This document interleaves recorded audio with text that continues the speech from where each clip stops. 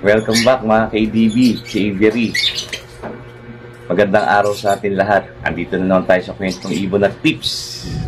Ngayon po, the breeding season. Checkin po natin yung mga bago pisang inakay at mga inakay. Pagbibigay rin ako sa inyo ng tip paano bumuhay ng mga inakay. Ayun po ang gagawin po natin ngayon. Kaya panoodin nyo to.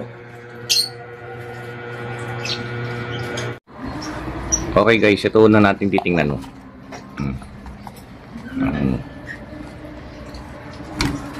Apat po yan.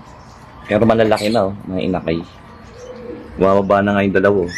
Ayun, bumababa na. Apat.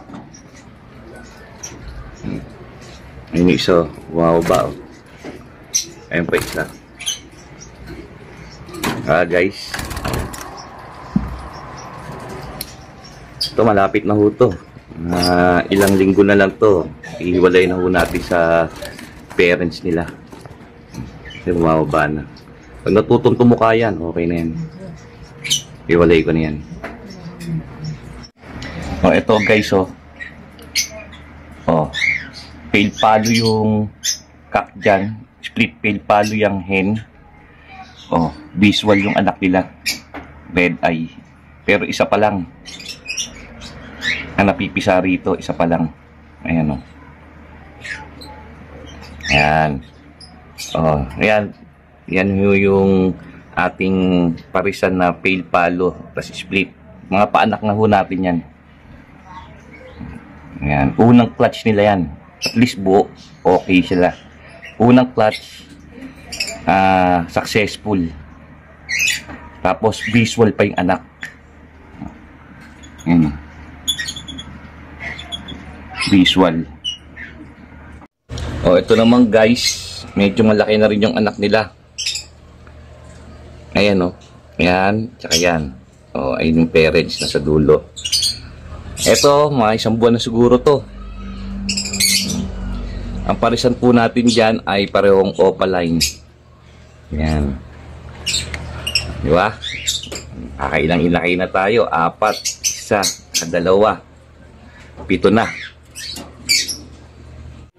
Ito naman guys, mga bagong pisa. May itlog pa. Ito, 2. May itlog pa. Pagka ganyan po, ang mga bagong pisa, dapat po pinapakain natin ganito. Ayan. Kick booster. Tapos yung malaking lalagyanan, ang nakalagay po dyan, bird seed, canary, at sunflower. Ayan, tsaka kailangan may kick booster. Ayan, balang kick booster, corn ho yan dinulog na corn, mais. Maganda po yan sa inakay. Tsaka pampabilis lumaki. Dito naman ho,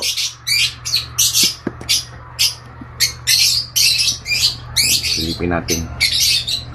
Nakabantay ayun, may isa ayan bagong pisa rin may itlog pang hindi nakipisa.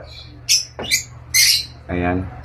Bago pisa lang. Huwag na natin storbin muna to, pero at least nasilip na natin. Ayan yung parents. Saka yung naglilim kanina. Balik guys, 10 tayong inakay na. 10 na. Kasi ito, alam ko may isa pa rito, pero malaki na to Mag-isang buwan na to nakabantay na naman din yung parents Ayan yung parents, paid palo rin ho to. Ayan yung anak sa dulo. Ayun isa lang yung anak niya Ayun nasa dulo yun Dumudungaw-dungaw. Hindi ko ma-istorbo kasi nagbe-mate na ulit ho to. Baka mangingitlog na. Ayun yung parents niya. Yung cock yan, yung cock. Split yan, split paid palo. Yung kanina nasa paid palo yun, visual. Ito naman guys, may 4 na itlog. Ayun yung parents Yan yung parents, tsaka ito. Ang fertile na dyan, mga 2 na. 2 out of 4 na yan. 2 out of 4. Dito naman sa baba, silipin natin. Ang parisan kong parang opa, isang double factor Ewing move. Yung hen, tingnan natin. kung ilan ang itlog na to. Ayan. Double factor ho yan na Ewing na OPA. Dito guys, may 4 din. Ang dami natin pa, ano ngayon eh. Ang dami natin pa itlog sa breeding season. Anuhin mo natin yung pagkakataon ngayon. Dahil pag summer, sobra init, grabe. Hindi tayo makapag-produce dahil sobra init dahil nasa garahe lang itong aviary ko. Mainit talaga, kailangan may electric fan. Pero ngayon, kinondisyon sila maigi, kaya kumangito sila 4. Yan, ang dami. Sana mag-fertile lahat. Ito naman guys, 3.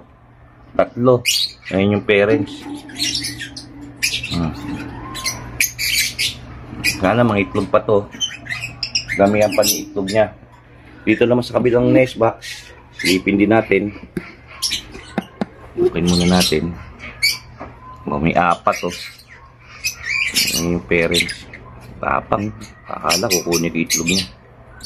Ayan. Ay, 5 pala to. 5. Sorry, 5. Okay. At least na-update ko po kayo sa mga itlog at inakay. Ayan, ito naman yung supply cage ko. Ang dami ko na supply cage.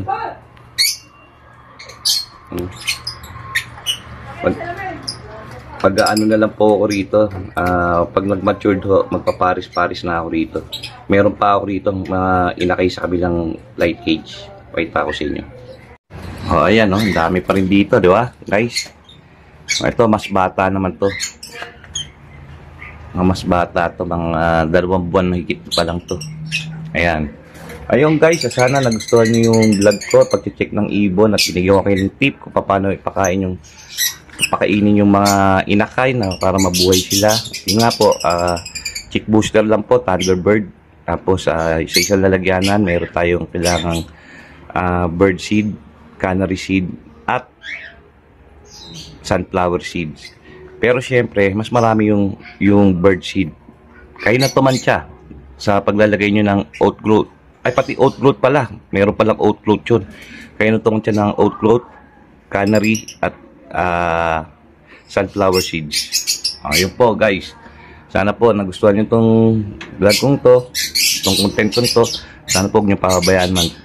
Huwag nyong kakaligtaan mag-like, share at subscribe. At pakipindot na rin ang notification bell para lagi tayong updated sa mga susunod kong video. Maraming salamat po. God bless.